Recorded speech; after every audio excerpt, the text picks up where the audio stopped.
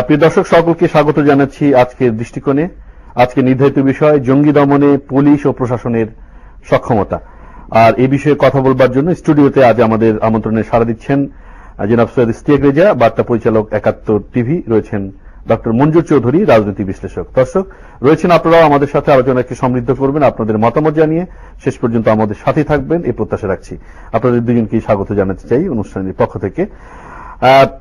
জঙ্গি দমনে পুলিশ ও প্রশাসনের সক্ষমতা, একটু ভূমিকার সুযোগ নিতে চাই। যে আমরা দেখলাম যে বিদেশি হত্যার মধ্য দিয়ে বাংলাদেশে এক ধরনের আইন শৃঙ্খলা পরিস্থিতি নিয়ে উদ্বেগ উৎকণ্ঠা প্রকাশিত হচ্ছিল। এক ধরনের সেই হত্যাকাণ্ডে বৈশ্বিক ষড়যন্ত্রের আমরা কথা বলছিলাম।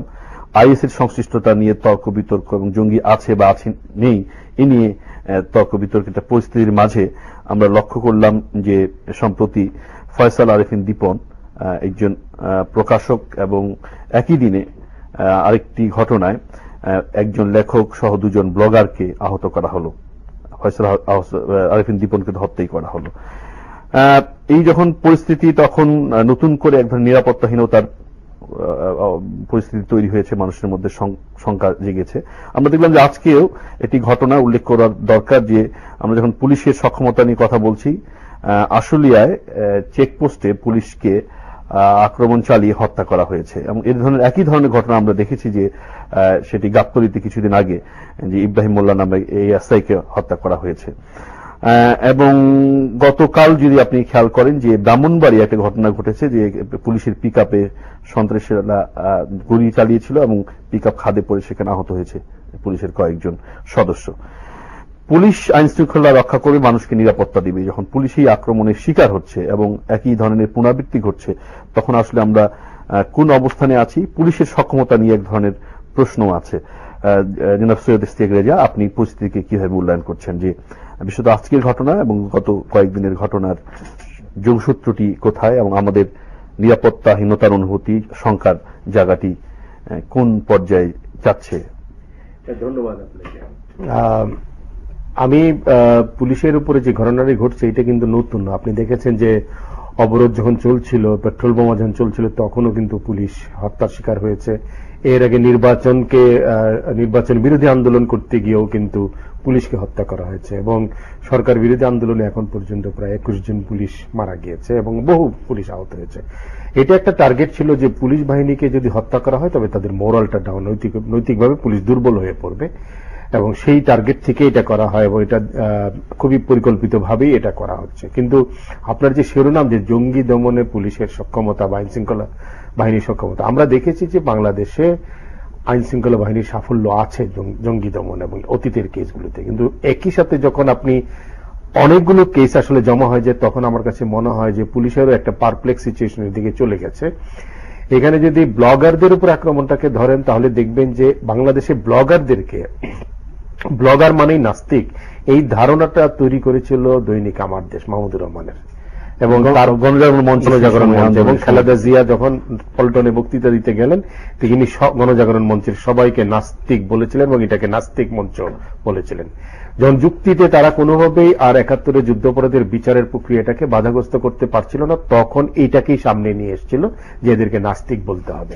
যে কোনো সেকুলার ধর্মনিরপেক্ষ ব্যক্তি মানেই নাস্তিক, এইটাকেই প্রতিষ্ঠিত করার জন্য এই চক্রান্তটা করা হয়েছে এবং সেটাই কিন্তু চলছে। কিন্তু আপনি যদি ব্লগিং এর সংখ্যার দিকে যান, তাহলে দেখবেন বাংলাদেশে কেন সারা পৃথিবীতেই, বিশেষ করে মুসলিম দেশগুলোতে ইসলামিক ব্লগিং কিন্তু সবচেয়ে বেশি। বাংলাদেশে প্রচুর ইসলামিক ব্লগার আছে, ইসলামিক ব্লগস আছে, এমনকি জামাতের যে পত্রিকা দৈনিক নয়া দিগন্ত, তারও কিন্তু ব্লগ সাইট আছে, কিন্তু তাদেরকে কিন্তু কেউ নাস্তিক বলছে না। পুরোটাই একটা রাজনীতি। ব্লগার মানে নাস্তিক, এটা করা হয়েছে খুব পরিকল্পিত ভাবে। আসলে তো ব্লগার মানে হলো কিছু অপিনিয়ন দেওয়া। এই অপিনিয়ন কিন্তু আপনি দেখবেন বেশিরভাগ অপিনিয়ন গুলো যেগুলো ব্লগে পাবেন, এগুলো কিন্তু মূলত এন্টি এস্টাবলিশমেন্ট, অর্থাৎ সরকারে যারা থাকে তাদের বিরোধী কর্মকাণ্ড, প্লাস কিছু ফ্রি থিঙ্কিং, কিছু মুক্তমনা। এখন মুক্তমনা নিয়ে আপনার ডিবেট থাকতে পারে, মুক্তমনাদের কর্মপরিধি কি হবে সেটা নিয়ে আপনার ডিবেট থাকতে পারে, কিন্তু ব্লগার মানেই নাস্তিক, এই ধারণাটা যারা এস্টাবলিশ করেছে তারা কিন্তু খুবই পরিকল্পিতভাবে আসলে বাংলাদেশের সেকুলার আবহটাকে নষ্ট করার জন্যই করেছে। আবার যদি আপনি দেখেন যে জঙ্গি দমনের জঙ্গি কথাটা, আমরা যখনই বিদেশি নাগরিক মারা গেল আমরা বলতে শুরু করলাম যে আইএস নেই বা জঙ্গি নেই ইত্যাদি। আবার যখন পুলিশের উপর হামলা হচ্ছে আমরা বলছি জঙ্গি আছে। অর্থাৎ সরকারের দিক থেকেও আমার মনে হয় যে কোথাও না কোথাও একটা ডেফিনেশনগত সমস্যা আছে। বাংলাদেশে আইএস আছে কি নেই এটা কিন্তু বড় বিতর্ক না। সবচেয়ে বড় কথা কি, এই যে ইসলামিক দলগুলো যারা এরকম সন্ত্রাসী সংগঠন, তাদের কিন্তু নেচারগুলো যদি দেখেন, প্রকৃতিগুলো, সেটা লস্করি তৈয়বা বলেন, হিজবুত তাহরির বলেন, জামাতে ইসলাম বলেন, ইসলামী ছাত্র শিবির বলেন, কিংবা জেএমবি বলেন, জামাতুল মুজাহিদিন জেএমবি বলেন, এগুলো কিন্তু নেচার একই। সুতরাং ইসলাম এখানে আইএস আছে কি নেই এটা চিন্তা বড় কথা হলো এই ধারণার, এই দর্শনের ব্যক্তি আছে, গোষ্ঠীও আছে, এবং তারা কিন্তু সব একই রকমের। ইরাকে যা, সিরিয়াতেও তা, লিবিয়াতেও তা, এদের কিন্তু নাম ভাবাদর্শগত আল কায়দা যেই কাজ করছে, আইএস একই কাজ করছে, নুসরা ফ্রন্টও কিন্তু একই কাজ করছে। দর্শক আছেন। হ্যালো, জি ওয়ালাইকুম আসসালাম। দর্শক বলুন আপনার পরিচয় দিয়ে। চট্টগ্রাম থেকে শহীদ বলছিলাম। জি বলুন। আমি আজকে পুলিশ প্রশাসন যারা আছে তাদেরকে আমি মানে র্যাবের প্রধান এবং চিটাগাঙ্গের পুলিশ কমিশনারদেরকে ধন্যবাদ জানাই। যারা বলছে যে সন্ত্রাসী সামনে থেকে ফেরত যাবে না, সন্ত্রাসী যে যাকে পাবে তাকে তাদের সামনে রেখে দেবে। এইভাবে না হলে কিন্তু এই দেশের সন্ত্রাস দমন হবে না। যারা সন্ত্রাসী করতে আসবে তাদেরকে অবশ্যই পুলিশের হাতে অস্ত্র আছে, অস্ত্র দিয়ে তাদেরকে আক্রমণ। ধন্যবাদ দর্শক। এটা আমার একটু প্রশ্ন গেলে মূল প্রশ্ন একটা প্রশ্ন হচ্ছে দেখি, এই জঙ্গি আইএস বলছে, আইএস তো তঙ্গের অস্ত্র ব্যবহার করতে দেখা যাচ্ছে। জি ধন্যবাদ দর্শক, ধন্যবাদ। আমাদের সাথে থাকুন, এই প্রশ্নের আমরা জবাব নিশ্চয়ই আপনি পাবেন আলোচনায়, সাথে থাকুন। আসতেছি আপনার কাছে যে আজকের ঘটনাটি আমরা একটু আলোকপাত করি যে আসলে যেটি ঘটেছে, যে পুলিশ চেকপোস্টে হামলা চালালো এবং সেখানে পুলিশ, তাদের দায়িত্বরত পুলিশ আছে, তো এত সহজে হামলা চালিয়ে তাদেরকে আহত করে বা নিহত করে তারা পালিয়ে গেল এবং পুলিশের কাছে অস্ত্র আছে, পুলিশ কোনো ব্যবস্থা গ্রহণ করতে পারল না। একই রকম ঘটনা আমরা দেখেছি, আমরা গাবতলীতে দেখলাম। এবং প্রশ্ন আসছে যে এই গাবতলীর ঘটনার পর এই ধরনের পুলিশি তল্লাশি চৌকিগুলো যে ধরনের আরেক ধরনের সিরিয়াসনেস থাকা দরকার ছিল, তাদের প্রস্তুতি থাকা দরকার ছিল, সেটি এত আমরা এই ঘটনায় দেখলাম না।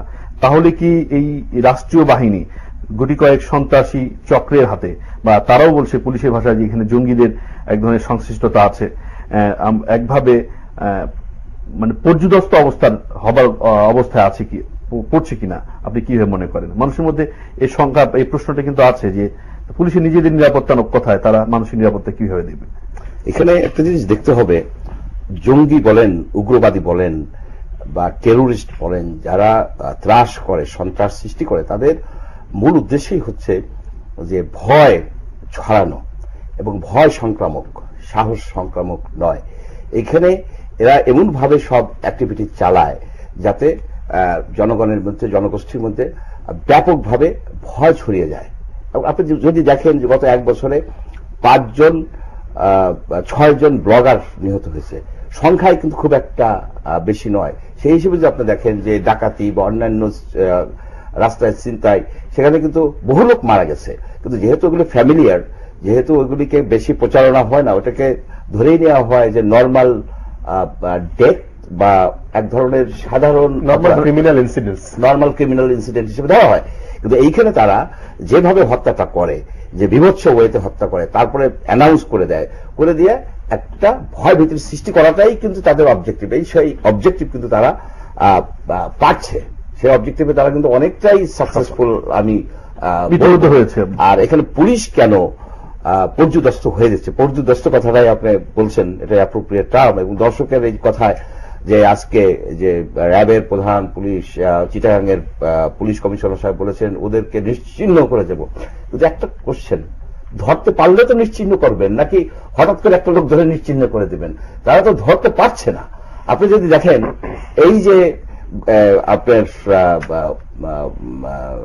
রাজীব হায়দারের 2013 ফেব্রুয়ারিতে রাজীব হায়দারকে যখন হত্যা করা হলো, সেখানে যে 5 জনকে ধরা হয়েছে, কিন্তু 5 জনকে যখন নর্থ সাউথে 5টা ছাত্রকে ধরা হলো, আইডেন্টিফাই করতে পারলো, তারপরে প্রায় 1 বছর পর্যন্ত কিন্তু আর এ ধরনের হত্যাকাণ্ড হয় নাই।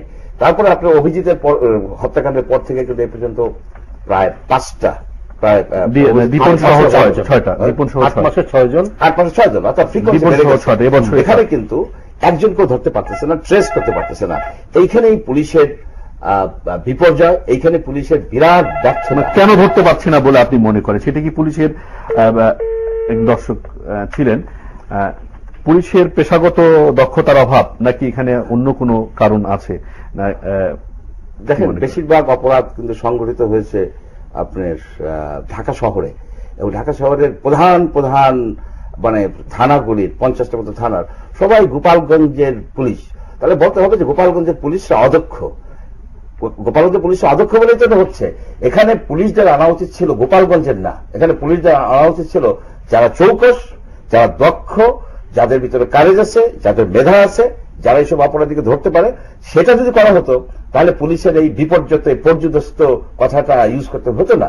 এখানে পুলিশ বাহিনীর ভিতরে যেভাবে আপনার নেপোটিজম করা হয়, ওই জায়গার পুলিশ ভালো ভালো, ওই রাস্তা মিছিল পিটানোর জন্য ভালো, কিন্তু এ ধরনের অপরাধ ধরার জন্য ভালো না। সেটাকে বুঝতে হবে পুলিশ প্রশাসন। কিন্তু রেজা ভাই যেটি বললেন যে আমরা দেখি যে 3 মাসের যে সহিংসতা, পেট্রোল বোমার সন্ত্রাস, সেটা কিন্তু একভাবে পুলিশই নিয়ন্ত্রণ করেছিল শেষ পর্যন্ত।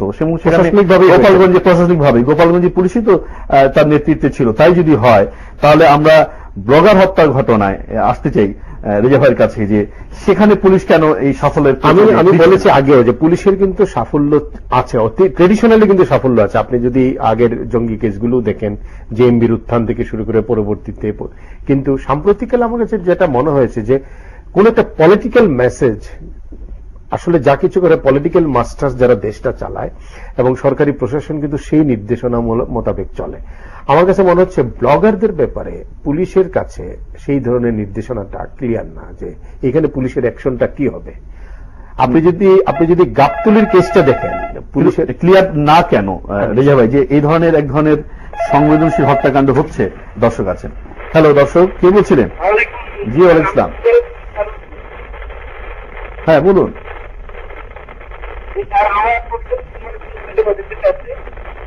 আমাদের যে ব্লগারগুলো হত্যা করতে এবং হামলা করা হয়েছে, আমরা সাধারণত যারা একটু চেষ্টা করি, আমার তো আমি সতর্ক দেখি নাই, দর্শক দুঃখিত, আমরা আসলে আপনার কথা ঠিক মতো বুঝতে পারছি না। আপনাকে ধন্যবাদ, পরবর্তীতে আবার চেষ্টা করুন। যান্ত্রিক ত্রুটির কারণে আমরা বুঝতে পারছি না, দুঃখিত। দর্শক বলছিলেন, আমার কথা হচ্ছে যে এই মেসেজটি ক্লিয়ার না কেন? প্রথম কথা হলো, আমার যেটা মনে হচ্ছে যে এদের যে অবস্থানটা, ব্লগারদের অবস্থানটা, যারা মারা গেছে মুক্তমনা, তাদের অবস্থানটা সরকার রাজনৈতিকভাবে নিতে চায় না।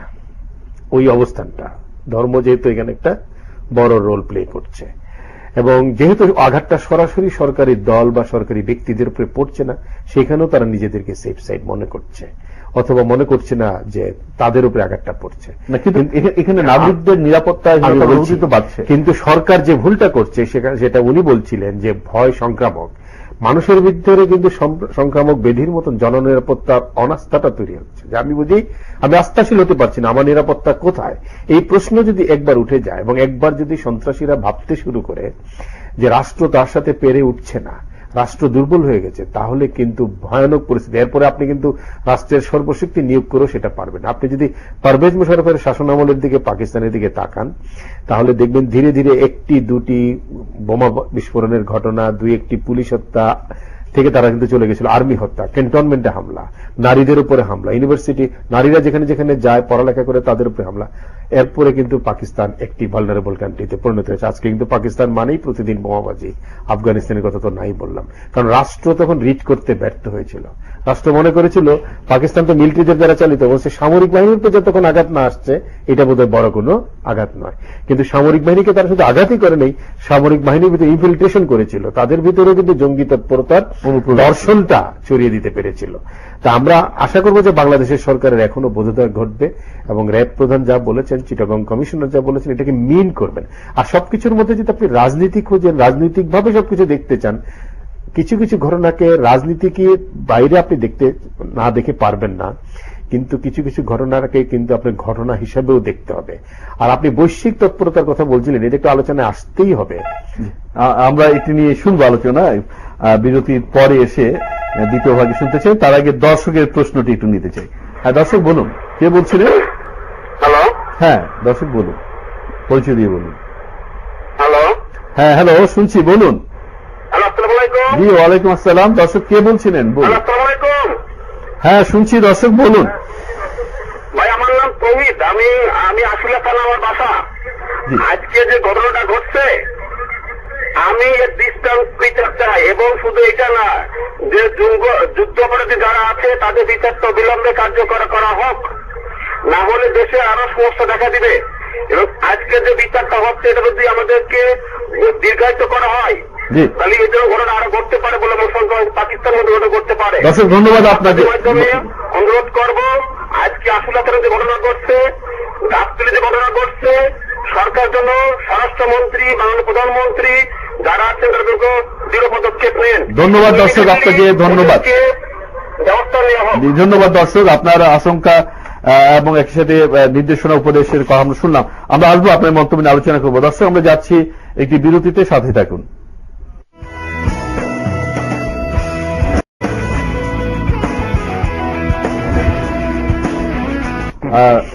দর্শক বিরতির পর আবারও সকলকে স্বাগত জানাচ্ছি আলোচনায়। আসলে ডক্টর মঞ্জুর চৌধুরী, যে রেজা ভাই যেটি বললেন যে একটি রাজনৈতিক মেসেজের হয়তো অভাব আছে পুলিশের কাছে, অর্থাৎ সর্বোচ্চ নেতৃত্ব থেকে বা সরকারের পক্ষ থেকে, কিন্তু আমরা দেখেছি যে জঙ্গি দমনে, সন্ত্রাস দমনে সরকারের সাফল্য আমরা বলি, এবং অনেক ক্ষেত্রেই রেজা ভাই বলেছেন, এবং তারা জিরো টলারেন্সের কথা বলেছেন যে কোনোভাবেই জঙ্গিদের সাথে ছাড় দেওয়া হবে না। এবং যখন যে ঘটনাটা ঘটেছে আমরা দেখেছি যে কেউ পার পাবে না, কঠোর ব্যবস্থা গ্রহণ করা হবে এবং তাদেরকে নিশ্চিহ্ন করে দেওয়া হবে, জিরো টলারেন্সের কথা আমরা শুনেছি। কিন্তু আপনারাই বলছিলেন যে এবছরেই আমরা এই 8 মাসে 6 জনকে হত্যা করা হলো, মুক্তমনা, মুক্ত চিন্তার যারা আছে। তো সরকার কি মনে করছে যে সেটি একটু ধর্মীয় বিষয় এখানে যুক্ত আছে বলেই সেটাকে এক ধরনের বাইপাস করার যে প্রবণতা, আপনি কি মনে করেন কিনা সেটি, যেটি রেজা ভাই বলছে, এবং এর ফলাফলটি কি হতে পারে? যে পুলিশ প্রশাসনের কাছে এক ধরনের রাজনৈতিক বার্তা থাকতে হবে, যে কোনো অপরাধ ঘটে যাওয়ার পরে তারপর পুলিশ প্রশাসন সক্রিয় হবে, তার আগে নয়। এখানে একটা পারসেপশনের ব্যাপার আছে। ব্লগার মানেই হচ্ছে নাস্তিক, এই ধারণাটা ব্যাপকভাবে প্রচারিত হয়েছে। যেভাবেই হোক এটা প্রচারিত হয়েছে।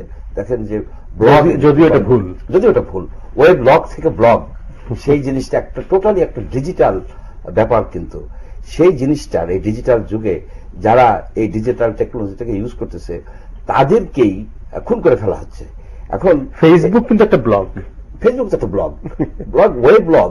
অনেকেই হয়তো জানবেন না যে ব্লগ আসছে ওয়েব ব্লগ থেকে। ওয়েবের একটা ওয়েবে থাকে, সেখানে বিভিন্ন লোকে বিভিন্ন কমেন্ট দেয়। কোনো কমেন্ট খারাপ হতে পারে, কোনোটা ভালো হতে পারে, অনেক রকমের হতে পারে, ডিবেট হয়, এডিট হয়, অনেক ডিবেট হয়। তাই সেই জিনিসটাকে একটা মুক্ত বুদ্ধির চর্চার যে মানে একটা আধুনিক ক্ষেত্র, সেই ক্ষেত্রটাকে এইভাবে ধ্বংস করে দিচ্ছে। এবং সরকার সেখানে জোরালোভাবে এগিয়ে আসছেন না কেন? সরকার মনে করে কি, ব্লগারদের কাছে পক্ষে হয়ে যদি আমি যাই, তাহলে আমাকে হয়তো নাস্তিকদের সমর্থক, মানে এখানে কি ভোটের হিসাব নিকাশ করেই এই সেকুলার রাষ্ট্র, যে এক সাগর রক্ত পাড়ি দিয়ে আমরা একটা দেশ প্রতিষ্ঠা করেছিলাম, সেখানে ছিল যে ধর্ম নিরপেক্ষতা, বাঙালিদের রাষ্ট্র প্রতিষ্ঠা করেছিলাম, সেই রাষ্ট্র আজ কোথায়? আজকে রাষ্ট্র ধর্ম ইসলাম, সেই রাষ্ট্র ধর্ম ইসলামের এগেইনস্টে যখন কেউ কথা বলে, সামান্য তবে সুতরাং লোকজন দাঁড়িয়ে যায়, কেন তুমি রাষ্ট্র ধর্মের এগেইনস্টে কথা বলছো? রাষ্ট্র ভাষার এগেইনস্টে কেউ কথা বলে তাকে তো গণপিটুনি করা হবে। ঠিক তেমনি রাষ্ট্র ধর্মের এগেইনস্টে কথা বললে লোকজন বিক্ষুব্ধ হয়, পুলিশও হয়তো বিক্ষুব্ধ হয়।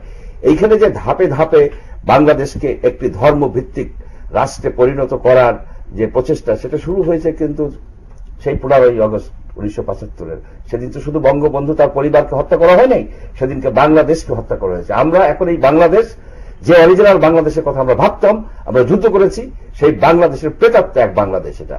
এইখানে এরা বলে যে আমরা অপ্রতিরোধ্য গতিতে বাংলাদেশ এগিয়ে যাচ্ছে। হ্যাঁ, যাচ্ছে অর্থনৈতিকভাবে, কিন্তু এক অপ্রতিরোধ্য গতিতে বাংলাদেশ সেই বদ্ধযুগে পিছিয়ে যাচ্ছে, আমরা কিন্তু খেয়াল করতেছি না। আজকে একটা লোক, সে একটা কিছু লিখবে, তাকে যেভাবে আপনি হত্যা করবেন, হত্যা করে ফেলছে এরা, সেটাকে মারা যায় কোনোভাবে। আপনি দেখুন আজকে এই ফয়সাল আরেফিন দীপন, সে কিন্তু কোনো একজন ব্যক্তি নন, কোনো একজন দর্শক আছেন, জি আসছি। হ্যাঁ দর্শক, কে বলছিলেন? হ্যালো, আসসালামু জি আলাইকুম। ওয়ালাইকুম আসসালাম, বলুন ছোট্ট করে আজকের বিষয় বলুন। সম্মানিত অতিথিদের কাছে প্রশ্ন রাখতে চাচ্ছি, জঙ্গি দমনে আমাদের পুলিশের যথেষ্ট অগ্রগতি এবং দক্ষতা আছে, কিন্তু আমি মনে করি যে কোনো জিনিসকে প্রতিহত করতে হলে একাগ্রতা, নিষ্ঠা এবং ঘটনাকে যেন অন্যদিকে প্রবাহিত করা না হয়, তাহলে অবশ্যই আমরা জঙ্গিবাদ দমন করতে পারবো। এই বিষয়ে সম্মানিত অতিথির দৃষ্টি আকর্ষণ। জি ধন্যবাদ দর্শক, আমরা আসবো এই বিষয় নিয়ে, আরো বাকি সময় নিয়ে আলোচনা হবে, সাথে থাকুন। যে আপনি বলছিলেন যে আমি বলছিলাম যে এই ফয়সাল আরফিন ব্যক্তি নয়, একজন প্রকাশক, প্রকাশনার শিল্প, যারা প্রকাশক তারা একজন মহৎ পেশার সাথে জড়িত, কারণ মানব সভ্যতার, মানব জাতির যে সঞ্চিত জ্ঞান তার প্রকাশ করে দেন। এ ধরনের একটা মহৎ পেশায় সে গত 22 বছর ধরে আছে এবং সে বহু ধরনের বই প্রকাশ করেছে, যেটা আমরা জানতে পারলাম। সে ইভেন সুফিজমের উপর, ইসলামের উপরে বই প্রকাশ করেছে। সেই একজন ব্যক্তি, এক মহৎ ব্যক্তি, তাকে যে নৃশংসভাবে মারা হলো। ফয়সাল আরফিন দীপন আর একজন ব্যক্তি নন, একজন হাজবেন্ড নন, একজন কারো পুত্র নন। তিনি আজ লুণ্ঠিত, ধর্ষিত বাংলাদেশের প্রতীক হয়ে দাঁড়িয়েছেন। এখানে আমাদের সবাইকে এই জিনিসগুলির প্রতিবাদ করতে হবে। এখানে যে সরকারের যে নিষ্ক্রিয়তা তার বিরুদ্ধে বলতে হবে, তাকে বলতে হবে। এখানে যে দেখুন বাক স্বাধীনতা, এই জঙ্গিরা এরা আমাদেরকে কুড়াল দিয়ে কুপিয়ে মারছে। অ্যাট দ্য সেম টাইম এই সরকার, আমি শুধু এই পয়েন্টটাই বলবো, এই সরকার আইসিটি অ্যাক্টে 57 ধারায় 1, 2 দিয়ে সে কি করেছে? আপনি যদি আজকে কিছু লেখেন যেটা অসত্য কিংবা অশ্লীল কিংবা কুৎসাপূর্ণ এ ধরনের কিছু লেখেন, তাহলে যদি কেউ নীতিভ্রষ্ট হয়, কোন নীতি, কিসের নীতি ডিফাইন করা হয় নাই, নীতিভ্রষ্ট হয় বা হতে পারে, তবে আপনাকে আইসিটি অ্যাক্টে আপনি যদি কনভিক্টেড হন, আপনাকে কমপক্ষে 7 বছরের জেল আর সর্বোচ্চ 14 বছরের জেল, অর্থাৎ মৃত্যুদণ্ডের পরের ধাপটাই আপনার হবে। এখন এই বাংলাদেশে এরা তো মারা গেছে জঙ্গিদের হাতে, এই সরকারের হাতে জেলে আছে প্রায় 10-12 জন লোক এই আইসিটি অ্যাক্টে। ডক্টর মঞ্জুর চৌধুরী ধন্যবাদ। স্যার ইস্তেক রেজা, আপনার কাছে আসতে চাই যে আমরা যে আলোচনায় যাচ্ছি যে বাংলাদেশের চেতনাগত আমাদের মুক্তিযুদ্ধের অর্জন সেগুলো হারিয়ে যাচ্ছে বা বঙ্গবন্ধু হত্যার মধ্য দিয়ে আমরা একটা ভিন্ন জায়গায় চলে গেছি, কিন্তু আমরা দেখছি তো আওয়ামী লীগ মুক্তিযুদ্ধের নেতৃত্ব দানকারী শক্তি এবং তারা 2বার ক্ষমতায় থাকলো, পূর্ণ সময় এখন 3য়বার ক্ষমতায় আছে। আর কতদিন লাগবে যে সেই চেতনার জায়গাটি তৈরি করতে, সেই মুক্তিযুদ্ধের ধারায় দেশকে নিয়ে আসতে, যেটা হয়তো লাইন না, এটা একটা এন্ডলেস স্ট্রাগল আমার কাছে যেটা মনে হয়, যেটা খুব সহসা শেষ হবে না। এবং উনি ঠিকই বলেছেন যে 75-এ বঙ্গবন্ধু হত্যার মধ্য দিয়ে বাংলাদেশের চেতনাকেও আসলে হত্যা করেছে, একজনে বাংলাদেশকেই হত্যা করেছে এবং আমরা উল্টো দিকে হেঁটেছি, যার কারণে আপনার জয় বাংলা স্লোগান, বাংলাদেশ জিন্দাবাদ হয়ে গেছে পাকিস্তান জিন্দাবাদের মতন করে।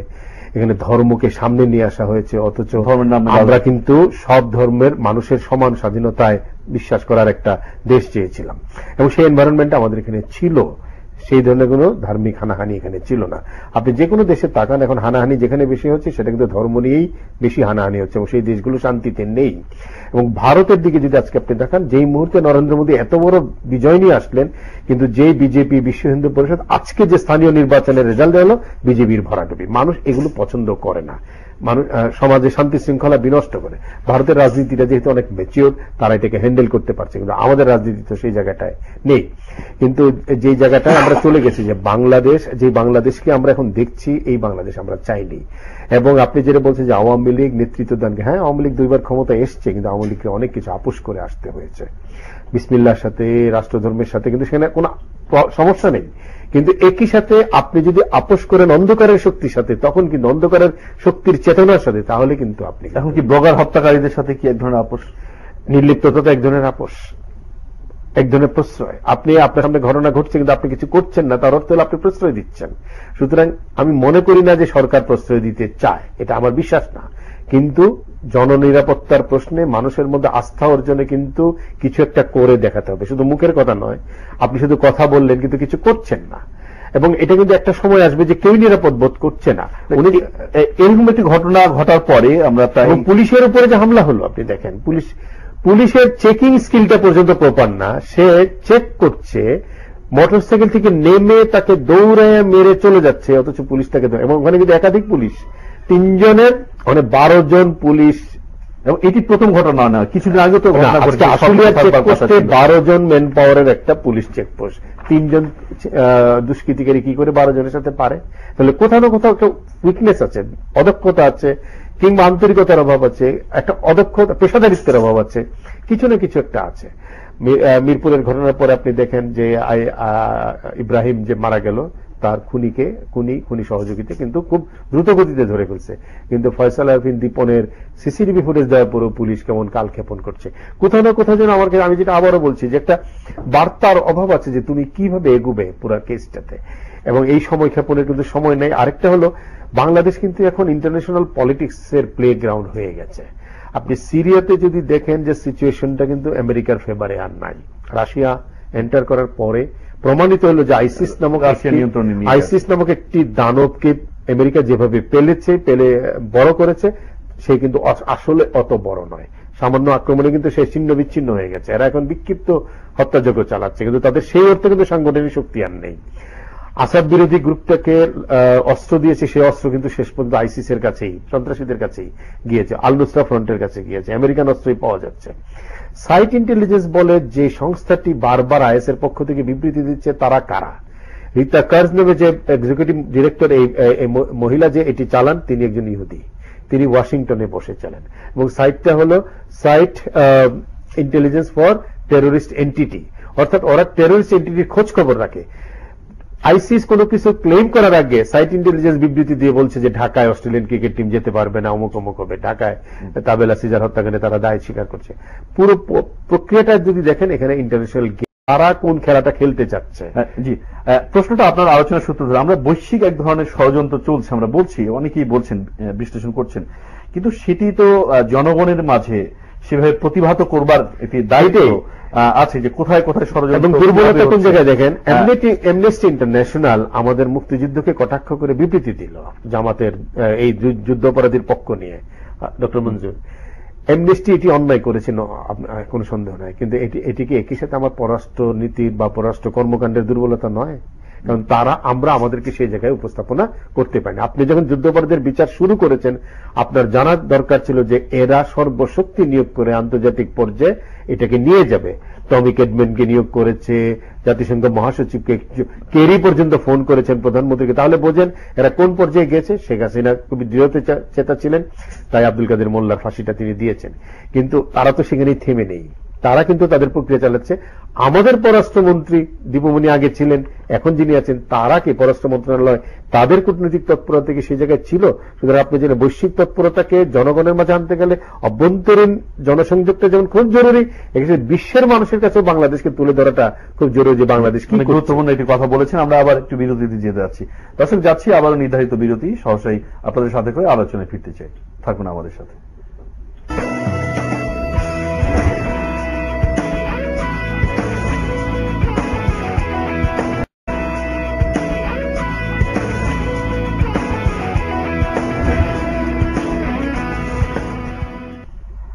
দর্শক, বিরতির পর আবারও সকলকে স্বাগত, সাথে থাকবার জন্য আবারও ধন্যবাদ। ডক্টর মঞ্জুর চৌধুরী, আমরা এই ঘটনাগুলো নিয়ে এক ধরনের রাজনৈতিক যদি ভাষ্য বিবৃতিগুলো একটু পর্যবেক্ষণ করি, তাহলে আমরা যেটা দেখছি যে আওয়ামী লীগ এটির জন্য জামাত এবং বিএনপির জোটকে দায়ী করছে, এবং কখনো কখনো নেতা নেত্রীদের নাম ধরেও দায়ী করা হয়। একইভাবে আপনি নিশ্চয়ই খালেদা জিয়ার বক্তব্য শুনেছেন, সেখানে তিনি যে বলেছেন, তারা বলছে যে এটা আওয়ামী লীগই করাচ্ছে, এবং তার ক্ষমতাকে পাকাপোক্ত করার জন্য এটাকে এক ধরনের জুজুর ভয়, এক ধরনের এই জঙ্গি জব তোপে এখানে বাইরে বোঝানোর চেষ্টা করা হচ্ছে যে এখানে জঙ্গি দমনে আওয়ামী লীগই একমাত্র ভূমিকা রাখতে পারে এই প্রশ্নগুলো। তখন এই যে ঘটনাগুলো ঘটছে, আমাদের জীবন যাচ্ছে, আমরা আশঙ্কার মধ্যে থাকছি, আমরা আগামীকাল কি হবে এটি নিয়ে আমরা শঙ্কা প্রকাশ করছি, কিন্তু রাজনীতিতে এই যে বিষয়গুলো আমরা দেখছি, এটিকে আপনি একজন নাগরিক হিসেবে কিভাবে দেখেন? এটা আমি খুব হতাশাব্যঞ্জক হিসেবে দেখি, এই কারণে যেখানে একটা খুন হয়, যেমন ধরেন তাভেল্লা খুন হলো, কিংবা জাপানিজ ভদ্রলোক খুন হলেন, এটা ক্রিমিনাল অ্যাক্ট, কিন্তু যেই করুক, জঙ্গি করুক বা সাধারণ ক্রিমিনাল করুক, সেখানে যখন একজন ব্যক্তি বলেন যে উনি জানেন, উনি এটা করাচ্ছেন, তার ফার্স্ট ডিউটি হচ্ছে পুলিশকে ইনফর্ম করা যে আমার কাছে এই তথ্যটা আছে। এটা যদি না জানায়, সেটা কিন্তু আইনের বরখেলাপ হবে। যে কোনো দেশের আইনে আপনি যখন একটা খুন খুনের তথ্য আপনি জানেন, you must share it with the concern authority, that is the police. এখন এখানে মাননীয় প্রধানমন্ত্রী বলতেছেন যে খালেদা জিয়া লন্ডনে বসে এই গুপ্ত হত্যাগুলি চালাচ্ছেন। রাষ্ট্রপ্রধান হিসেবে তার কাছে কিন্তু গোপন তথ্য থাকতেও পারে, অনেকে বলছেন। হ্যাঁ, স্বরাষ্ট্রমন্ত্রী বলেছেন যে ওনার কাছে তথ্য থাকতে পারে। তাই স্বরাষ্ট্রমন্ত্রীর কি দায়িত্ব ছিল না যে মাননীয় প্রধানমন্ত্রী আমাকে ওই তথ্যগুলি দেন, আমি এটা ধরে ফেলি, আমি এগুলিকে ধরে ফেলি? এবং বা মাননীয় প্রধানমন্ত্রীর কি দায়িত্ব ছিল না যে তথ্যগুলি পুলিশ যারা ইনভেস্টিগেটিভ এজেন্সি আছে তাদেরকে শেয়ার করা? কিন্তু এখানে হচ্ছে কি, সকল হত্যাকাণ্ডকে রাজনীতিবিদরা একে অপরের উপর চাপিয়ে দেন, তার ফলে হয় কি আসল অপরাধী পালিয়ে যায়। এইখানে দেখুন যে এই হত্যাকাণ্ডগুলিকে আমরা ধরে নিচ্ছি, অটোমেটিক্যালি ধরে নিচ্ছি জঙ্গিরা করছে। জঙ্গি কিন্তু শব্দটা একটা আনডিফাইন্ড টার্ম। মানে জঙ্গি কি, মানে মুখে দাড়ি থাকলেই কি জঙ্গি, নাকি দাড়ি না থাকলে জঙ্গি হবে না? এখানে হচ্ছে কি খুনি, কিলার। এই কিলার কারা হতে পারে? এখন যদি আপনার এই মুহূর্তের অবস্থা দেখেন যে আমরা যুদ্ধাপরাধীদের বিচার করছি, 2 জন যুদ্ধাপরাধীর এই 1 মাসের মধ্যে তাদের মৃত্যুদণ্ড হয়ে যাওয়ার কথা ছিল। যদি ঠিকঠাক মতো আগাত তাহলে হয়তো এই নভেম্বর মাসের মধ্যে 17 তারিখ পর্যন্ত আবার শুনানি হয়েছে। কিন্তু শুনানি হলে কি হবে? তাদের তো দেয়ার ডেজ আর নাম্বারড, এটা তো বোঝাই যায় যে রিভিউতে তো আর এটা চেঞ্জ হওয়ার কোনো সম্ভাবনা সাধারণত থাকে না। যাই হোক, এখন মানুষের বাঁচার ইনস্টিংক্ট হচ্ছে সবচেয়ে কঠিন বা স্ট্রংগেস্ট ইনস্টিংক্ট। তারা বাঁচার জন্য অনেক কিছুই করতে পারে। এই যে হত্যাকাণ্ডগুলি হচ্ছে নানা দিকে হচ্ছে, কখনো পুলিশ, কখনো বিদেশি, কখনো দেশি, এগুলি কি তারা অর্গানাইজ করতেছে? আমরা ওই লাইনে চিন্তা করতেছি। এদের সাথে যেমন সাকা হচ্ছে পাকিস্তানের একজন অত্যন্ত প্রিয় ব্যক্তি, পাকিস্তানকে এর সাথে জড়িত। এখানে কি এখানে সবই কি বিএনপি একেবারে একটা পার্টি হিসেবে এসে নেমে পড়ছেন, নাকি বিএনপির কিছু লোক আসছেন, নাকি জামাতের সবাই নেমে আসছেন, নাকি এই যে 2 অপরাধী প্লাস আরো যারা পাইপলাইনে আছে তাদের আত্মীয় স্বজন, উকিল, বন্ধু বান্ধব, তারা একত্রিত হয়ে এদেরকে বাঁচানোর জন্য এই যে এই দুষ্কর্মগুলি, এই যে সঞ্চার ছড়িয়ে একটা অস্থিতিশীল অবস্থার সৃষ্টি করে, তারা হয়তো তারা জানে যে দেশে যদি একটা খুব একটা যদি টার্ময়েলের মধ্যে পড়ে যায়, দেশে যদি অস্থিতিশীল অবস্থার সৃষ্টি হয়, ফার্স্ট কে বেনিফিশিয়ারি হবে? আপনি কি মনে করেন যে ফার্স্ট কে বেনিফিশিয়ারি হবে? আপনি বুঝছেন যারা সরকারের পতন চায়, দেশে রেজিম চেঞ্জ চায়, তারা প্রথমে বেনিফিটেড হবে। সুতরাং এখানে অনেকগুলো ফোর্স জড়িত। কিন্তু আপনার শিরোনামের দিকে আমি আবার ফিরতে চাই। পুলিশের পেশাদারিত্বের জায়গা থেকে কিন্তু পুরোটাকে দেখতে হবে। দেখেন, আপনি যদি সিচুয়েশন অ্যানালিসিস করতে না পারেন এবং সেই অনুযায়ী অ্যাকশনে যেতে না পারেন, তাহলে কিন্তু আপনার দুর্বলতা একটা সময় কিন্তু বড় ধরনের বার্ডেন হয়ে দেখা দিবে, ভালনারেবল হয়ে যাবে। এবং এখানে কিন্তু আমাদের মনে হয় যে পুলিশকে সেইভাবে চিন্তা করতে হবে। আমাদের গোয়েন্দা, আমরা বলি যে আগাম তথ্য ছিল, যদি আগাম তথ্য থাকে তুমি কাজ করোনি কেন? এবং আপনি প্রশ্নটা রাইটলি উপস্থাপন করেছেন যে পলিটিক্যাল ব্লেম গেম, যে রাজনৈতিক দোষারোপের যে রাজনীতির খেলা, এটা যদি একবার শুরু হয়ে যায় তখন না আইন শৃঙ্খলা বাহিনী নিজেও কিন্তু পারপ্লেক্সড হয়ে যায়, সে কোন দিকে যাবে তারও তো একটা দোদুল্যমান অবস্থা থাকে। এবং বাংলাদেশের কনটেক্সট আপনি জানেন, যে ক্ষমতায় থাকে উইনার্স টেক অল, তারা সবকিছুর মালিক হয়ে যায়। সুতরাং এখানে কাউকে দোষারোপ করে, উনি বলেছেন যে কারো কাছে যদি কোনো তথ্য থাকে গোপনে সেটা শেয়ার করা যেতে পারে আইন শৃঙ্খলা বাহিনীর সাথে, কিন্তু এটা নিয়ে ওপেনলি বললে যেটা হয় উল্টেই তার কাছে একটা নির্দেশনা হয়ে যায়, বলে আমার বোধহয় দায়িত্ব হলো বিএনপিকে ব্লেম করা, আসল অপরাধীকে না ধরা। এই আসল অপরাধী বিএনপি করতে পারে, কিন্তু আসল অপরাধী বিএনপিও হতে পারে, আসল অপরাধী জামাতও হতে পারে, সুতরাং এখানে তদন্তটা বাধাগ্রস্ত হয়, পারসেপশন তৈরি হয়, এবং পারসেপশন কিন্তু খুব ভয়ানক জিনিস। একবার যদি রং পারসেপশন কোথাও তৈরি হয়ে যায়, মানুষকে সঠিক পারসেপশনে আনা কিন্তু আপনাকে কিন্তু 3 গুণ 4 গুণ এফোর্ট দিয়েও কিন্তু সফল হওয়া যায় না। তাই আমি বলবো যে এখানে যে কয়টা ঘটনা ঘটেছে, ঘটতেই পারে, অনেক দেশেই ঘটে, আমরা তারপরও কিন্তু বিচারহীনতার একটা ধারণা যেন, পারসেপশন যেন তৈরি না হয় যে না এখানে কিছু করলে বিচার হয় না। একদিকে এটা জননিরাপত্তার প্রশ্নে মানুষের মধ্যে আস্থাহীনতা তৈরি করে, অন্যদিকে ক্রিমিনালসদেরকে উৎসাহিত করে যে আমি করে পার পেয়ে যাব, এই ধারণাটা সুযোগটা তারা নিয়ে নিতে পারে। এবং তারা কি করছে, পেরিফেরি, সেন্টারের পেরিফেরি, তো তারা পেরিফেরি দিয়ে 1-2 করে খুন করছে, একটা সময় কিন্তু সেন্টারে চলে আসবে, তখন কিন্তু থামানোর জায়গা থাকবে না। পুলিশের সক্ষমতা নিয়ে আমরা এখন কথা বলছি। আজকেও প্রথম আলো এটা প্রকাশ করেছে যে সেখানে একই ধরনের পুলিশকে দিয়ে যে চুরির ঘটনা, ডাকাতির ঘটনা, রাহাজানি ঘটনা, অর্থাৎ হরতালের পিকেটিং এগুলো করানো হচ্ছে।